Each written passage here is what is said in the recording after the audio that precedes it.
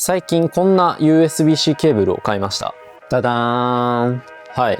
CIO のメイトフラットスパイラルケーブルというケーブルです。さっと引っ張ってパッと戻るフラットな形状のコンパクトなケーブル。ほう、なんか良さそうですね。と思って実際に買って数日間くらい使ってみたんですけど、まあ普通ですね。ちょっと詳しくは後ほどお話ししますけど、別に買ってもいいけど足りてるならいらないんじゃないっていうぐらいのやつ。僕ですね、結構やっぱ USB-C ケーブル本当に色々ね、多分こだわりがあって、自分にぴったりの機能を有したケーブルは何なのかっていうのをずっと試行錯誤してるんですよ。こんなに普通はね、こだわらなくてもいいんですけど、毎回ベスト更新するんじゃないかと思って買い物してるっていう感じですね。今回はそんな僕の USB-C ケーブル遍歴とともに、最強の USB-C ケーブルが何なのかっていうお話をしたいと思います。結論はこれです。はい。アンカーの USB-C ケーブルになりますが、なぜこれがいいのかっていうのをちょっと遍歴を含めて話そうと思います。僕はですね、この最初、この USB-C ケーブルから、その出会いから始まりました。これはですね、アンカーの、パワーライン3フローという製品ですね。実は僕がこれを購入したのは、6年前 ?5 年前そんぐらいですね。まだまだ大学生の時でした。革命だなって思ったんですよ、当時。普通、ケーブルってちょっと硬い素材を使っていて跡がつくじゃないですか。それがシリコン素材を使っていて、このぐにょぐにょ、もうぐにょぐにょ、柔らかい。こんなケーブルが存在していいはずがないという感じ。2000円ですよ。当時僕はもう USB-C ケーブルなんてついてきたものを使ってただけなんで、なんでわざわざそんなお金払わなきゃいけないのとか思ったけど、これは本当に買ってよかったですね。本当に柔らかい。これにつきます。跡がつかないんですよ。折り曲がって。なので、見た目がいいんですよね。あと、触り心地もいい。うん。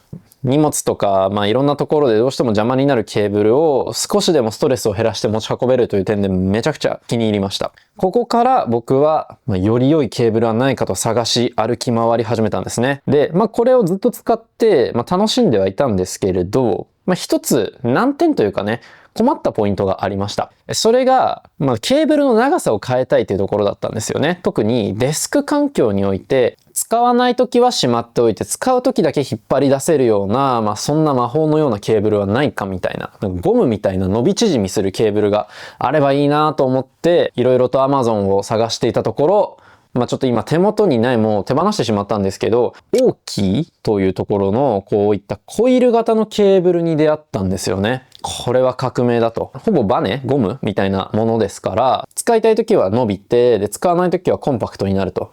いや、最高じゃないかというふうに思ったんですけど、これはね、微妙というか、もっといいソリューションがあったんですよ。これ。オールテックの肩巻きケーブルというやつです。いや、こんなのあったんかいっていうね。コイル型のケーブルを見つけて、これだと思った瞬間に、この肩巻きのケーブルをね、誰かが紹介し始めて、あーって思ったんですよ。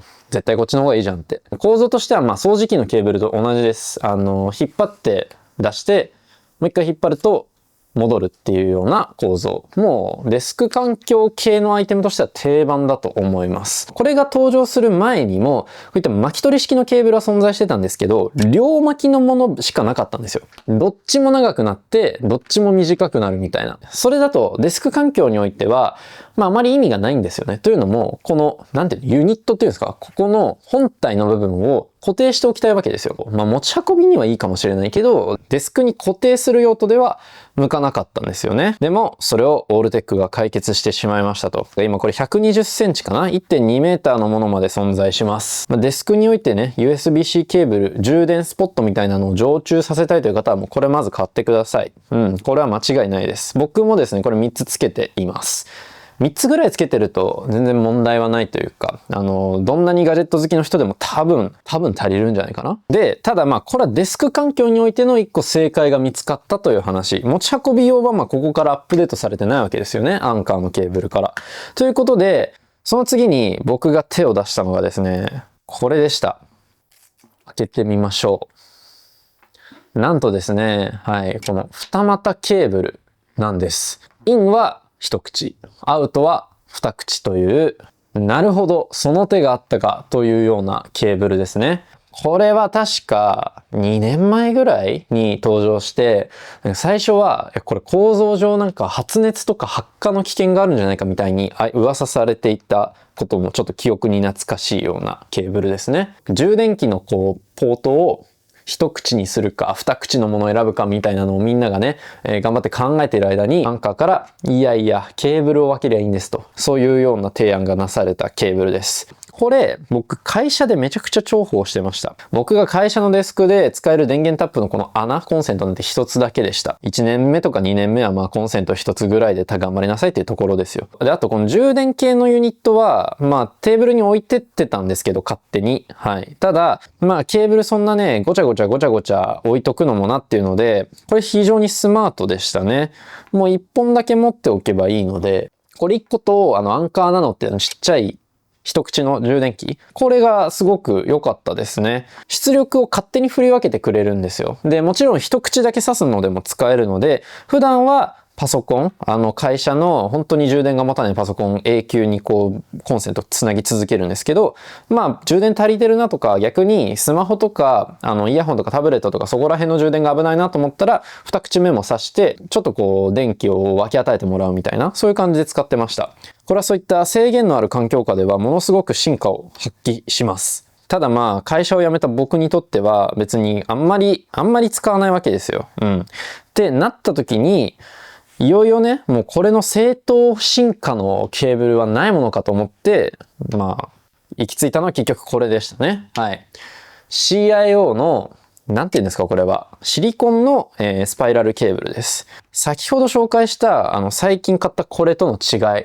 何かというと、これ巻いてるのが、なんて言うんだろう。平面なのがこっち、最新のもの。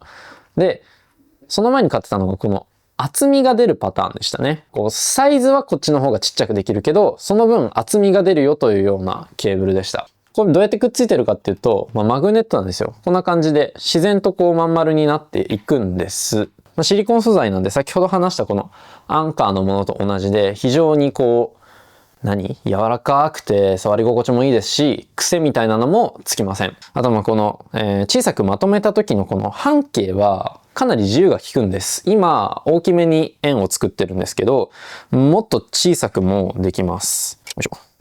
そうそう、こんな感じ。はい。これで多分ポーチとかのね、いろんな入れ物のサイズに合わせて収納サイズを小さくできるんですよね。で、かつこういったアンカーのもののようにバンドが必要ないのでさらに見た目がいい感じ。まさかこれが正解なんじゃないかというふうにも思っていたし、これはね、多分人によるんですよ。どっちがいいかっていうのは。ただ、僕がこれ気になったのはさっき丸めていた通りで、時間がかかるんです。こっちのアンカーの方なんかは、使い終わったらもう半分にして、半分にして、半分にして、で、あとここ止めるだけですよ。非常にスムーズというか、手慣れてますよね。一方でこっちはバーンって使ったら、ちょっとずつ丸めていかなきゃいけないですね。癖がついていないということは、すなわち、収納の手間みたいなのが若干増えるということではあるので、それをどう解決するかの話なんですよね。で、マグネットは個人的に収納の面においてはちょっとスピード感に欠けるっていうのはあります。というわけで、これもこれでいいんだけど、最強はどっちと言われたらこっちかもしれない。で、こんなことをいろいろとやってるうちに、僕はそもそもケーブルに長さいるかっていう話にもなってきたんですね。そこで導入したのがこちらでした。これはわずか長さ十数センチくらいの USB-C ケーブルです。エゾフレックスというケーブルになっています。これはいいですよ、とても。充電用途だけだったら本当にこれで十分なんですよね。特に持ち歩きの際には大抵の場合モバイルバッテリーから給電することになるんですが、モバイルバッテリーなんて近くにあるのでそこから挿して本当に十分。で、しかも給電スピードとか転送速度も速いので、これはこれでとても便利です。こういう短いケーブルは短いケーブルで、一本持っておいてもいいかなと思っています。で、なんならこれをさらに突き詰めようとして最近買ったのがこちらでした。バフォトン、ちょっと名前に自信がないんですが、のショートケーブルです。長さで言うと半分。これはどういうことかというと、このキャップ式で折りたたまれてるんですね。本体の長さはもう全くと言っていいほど同じです。ただ、折りたたみ用で、ちょっとね、ここに癖がもう元からついてるので、よりコンパクトにこう持ち運べるんですね。ここにちょっとしたね、キーリングっていうんですかね、固定もできるようになってるので、アクセサリーとしてバッグにつけてもいいんじゃないですか？そうでもないか。で、ここまでショートケーブルをいろいろと探ったんですけど、ただ、やっぱりね、短いケーブルだけだと賄えないシーンも多いんです。一個は、充電ですね。モバイルバッテリーではなく、カフェの壁のコンセントとかから給電するときに、この長さじゃさすがにきつい。きついですし、あともう一つヘッドホンですね。僕ヘッドホンを有線でつなぎたいことも結構多くて、そういった場面においてはこれは使い物にならないということで、短いケーブルも、いいんだけど、ちょっと場所を選ぶかな、シーンを選ぶかなという感じになっていました。でね、こんな選択肢も試したりしてたんですよ。これ。はい。失敗とみなしていたコイル型ケーブルが返ってきました。いやー、いい色ですね。チュビーケーブルカーリー。なんて呼ぶのかわかんないんだけど。もうそもそもここ USB-A ですからね。鼻から実用性なんか考えてないわけですよ。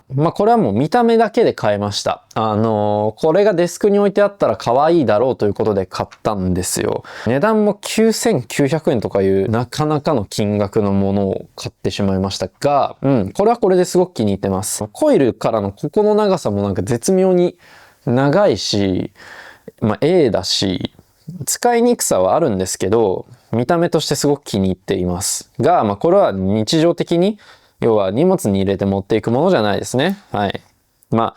物好きな方にはおすすめです。でですよ。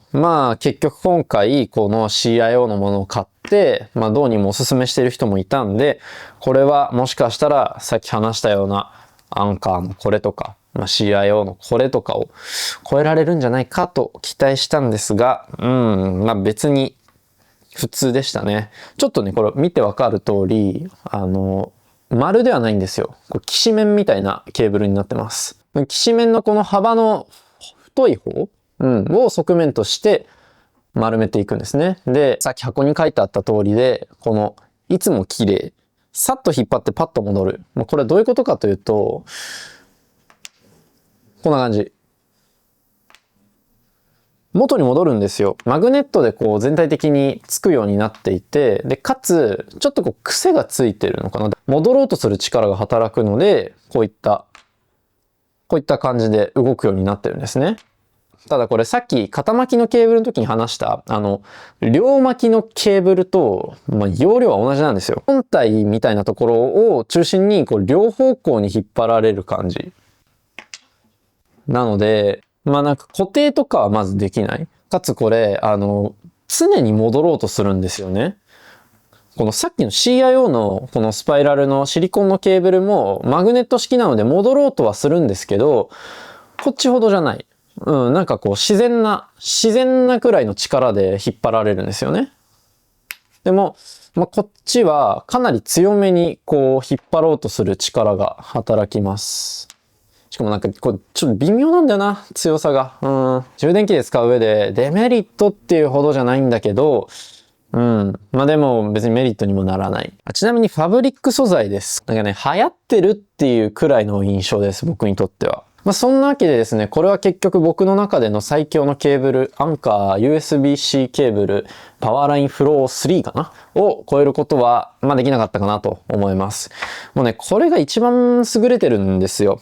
まずは、やっぱり伸ばした時に、変に引っ張られないし、癖もついてないっていうので、非常にこう綺麗な直線になるんですね。置いておいてもちょっと様になるし、畳む時にも変に膨らんだりしないと。これはシリコン系のケーブルの良さですよね。で、こういったマグネット内蔵のものに比べると、このバンドをつけて止めなきゃいけないっていうのは若干デメリットに見えるんだけど、でも、やっぱりこっちよりも収納は早いと思います。で、あと、戻ろうとする力もないから、普通に使っていて、なんかこう、ストレスがないのはこっちだと僕は思っています。なので、収納しやすさ、そしてまとめやすさ、あと使っている間のストレスっていう意味で、こちらの方が僕は勝ってるかなと思います。で、もう一つですね、僕長さについてもちょっとお話ししたいと思うんですが、僕の思うに USB-C ケーブル持ち運ぶものは、1.5 メートルから2メートルの間くらいの長さがちょうどいいと思います。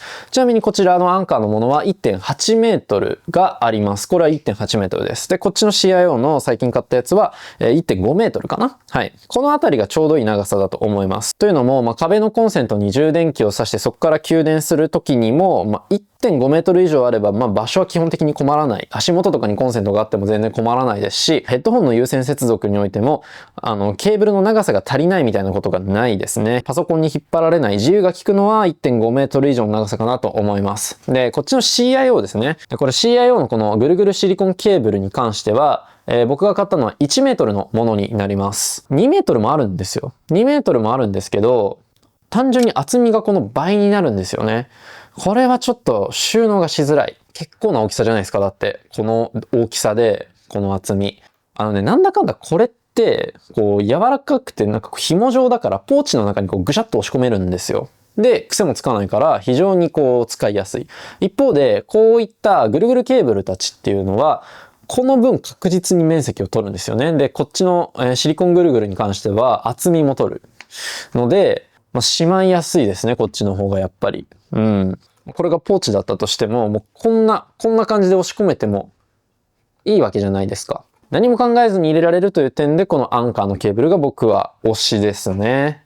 そんなこんなでかれこれ6年間王座を譲ってないのがこのアンカーのパワーライン3フローになります。ということで、ケーブルは悩む前にこれを買いましょう。これを買ってから悩んでください。USB-C to USB-C だけではなくて、USB-C to Lightning のケーブルもありますし、長さもさっき言ったで 1.8 メートルだけではなくて 0.9 メートルもあります。ただ、特定の用途としてありだなと思うのは、1個はこのオールテックの平巻きのケーブル。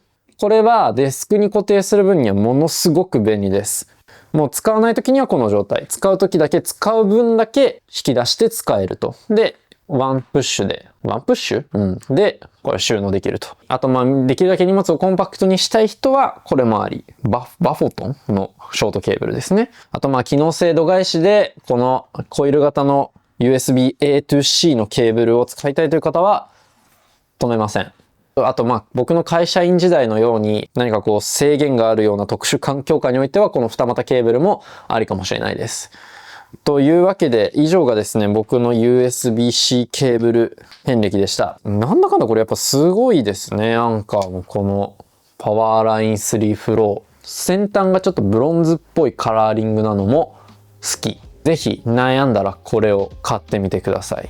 というわけで、たかが USB-C ケーブルでこんなに迷う必要は多分ないと思うんですけど、皆さん今回の僕の試行錯誤がぜひ参考になれば嬉しいです。今回紹介した製品は全て概要欄の方にリンクを貼っております。僕の持ち物もですね、今後も新しいものが出たら定期的に確認してちょっと体験してみてはアップデートを試すみたいなことをやっていこうと思うので、ぜひぜひチャンネル登録と高評価のほどよろしくお願いします。このチャンネルでは他にもライフスタイルに関する様々な動画を上げているので、ぜひチェックしてみてください。ということで今日はこの辺で以上、なごみ家でした。では。